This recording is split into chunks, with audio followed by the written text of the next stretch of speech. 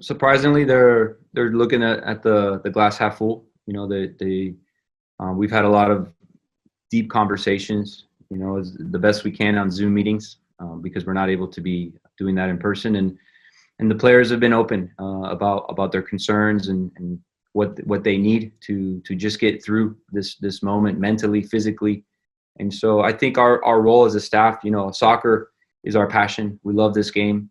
We love to compete, but all of that takes a backseat to the current moment where we need to just support our human beings, our people, and make sure they're getting the things they need to recover and be healthy. The guys that have tested positive, and then the others to believe in them also being healthy mentally and physically to be positive about what their role is and how they can help, and just trying to listen, learn, adapt, and get through this moment that I know we're going to. You mentioned that you guys are meeting via Zoom, so the team is obviously staying in and trying to stay as safe as possible, not able to really interact in any other way with their teammates or with you guys except via Zoom. Is that what's happening? Yeah, unfortunately, with the tracing and with the certain regulations and protocols, which we respect 100%. We need to stay in our rooms and stay quarantined. Obviously, the ones that have tested positive had to go to a different room and get special care and surveillance. And then with us, we have to just stay in our rooms. And I've been in my room for almost 6 days, but it is what it is, and we're just trying to stay connected, like we said in the Zooms, which is nothing new. We've been doing that the last few months anyway. It does take its toll a bit, and we got to get creative with things and make sure that we're able to stimulate them. And on top of that, give them a mental rest too, and almost give them some space so they can connect to their families and focus on what's the people they love. So just finding that balance and learning every day so that we can be healthy physically and mentally the best we can. So the league makes this decision, I'm assuming with the clubs, with both Vancouver and you guys, to postpone that first game. What role did your club and did you guys play in this decision getting done and being made to give – the wording was to give both squads more time for training here in Orlando before they have to actually play a game. So what role did you guys play in having that postponed and being able to have your squad ready to go when it is time to get on the field? Yeah, those are conversations that are being had every day now between the league, my staff, ownership, ourselves internally with the players, and those are a lot of important conversations of seeing what direction we're going to go in. I know today publicly it's announced with the postponement of the game and the order of the games, but I know every day it can remain or it can change. But there's concerns. There's concerns with our participation. Because we need, as the head coach of this team, I have to be very responsible in the amount of training we can get before we can play a high-level professional game. And that's first and foremost for me, because we want to prevent injuries and we want players to perform the best of their ability. And on top of that, we want to maintain their health and safety and not risk contamination. So it's just a tough balance. And I know the league and our owners and together as a team, we're discussing those things, not every day, every hour, so that we can decide what's best for the people. What has this situation been like for you? Just from a human perspective, right? Coming in here with a mentality of let's get ready for this tournament, and then this all happens, and now you tell me you've been in your room for 6 days. Can you describe what it's been like just mentally to deal with this entire situation? It's been tough. I can't sugarcoat that. It's been difficult, but I don't have time. I don't have time to feel sorry for me or ourselves. I'm lucky. I'm lucky that I have the opportunity to be the head coach of this team, these people, and this club. I'm lucky to have owners like we do that really support us as human beings and not just as players or coaches. And I'm lucky to be a part of this league. This league is doing the best it can to do something productive. And make the league meaningful and create a connection with the fans and make the game important in this country. And it's not easy because we're dealing with a pandemic that's pulling in the opposite direction because it's about health and safety of human lives.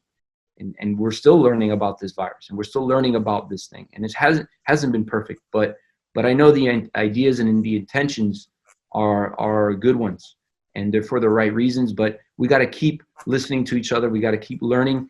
And then this is all about responding. So you asked me how I feel. Yeah, it's been disappointing. I think we came into this event with big expectations to compete, and we want to walk away from Orlando being the champion. And that's first and foremost in our culture, in our team. But, I'm not saying that's not going to happen now, but, it's challenging right now, and it's not the priority. The priority is getting guys healthy, feeling safe, so that we can be strong in the long term, which I know we're going to accomplish. And I know the league and our team and the owners are working in that direction. But moving forward, this is about responding.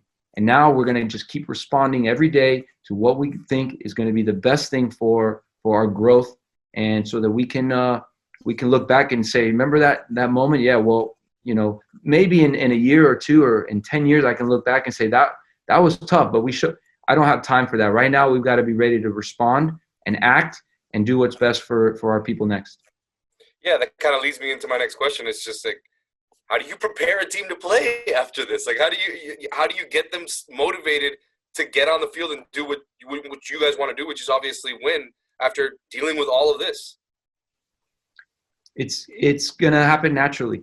It's going to happen naturally. It's not something that can be forced. We've all been hit.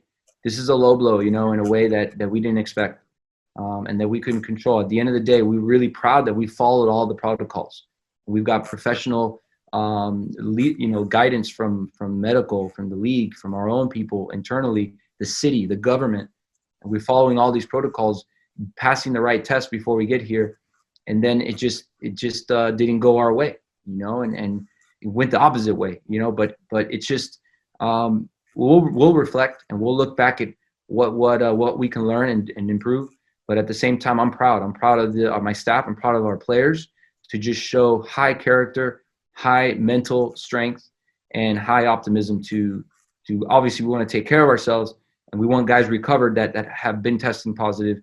But thankfully their symptoms are all in control, and they feel like they're strong to get through this. But we're gonna keep believing in that. But yeah, it's something that we don't. Sometimes for greatness to be achieved, it's going to come in the result of one of the lowest points in a personal or professional life. So that's the way we got to look at it, and just do it one step at a time. What's it going to feel like? Hopefully everything goes as planned and you guys are able to get on the field, on a game field, July 15th. What's it going to feel like? What's that moment going to feel like after all this, to get on the field and do what you guys love to do and compete? Yeah, I don't know when that date's going to be, because like I said, as the head coach, we need to prepare the team properly so that we can represent ourselves and our players the right way, and our club and our fans the right way on the field. And that takes training, and it takes preparation, physically and mentally, apart from technical things. So however long that is, and in that period of time, that'll feel great. That'll feel amazing. But again, I don't have time to think about that feeling. It's going to be something that'll be in the corner of my sight, and I'll see it over there. But that's not the step right now. The step is what's today, what's tomorrow, and over a process of just a lot of care and thought and communication and mental strength and belief, we're going to get to that eventually.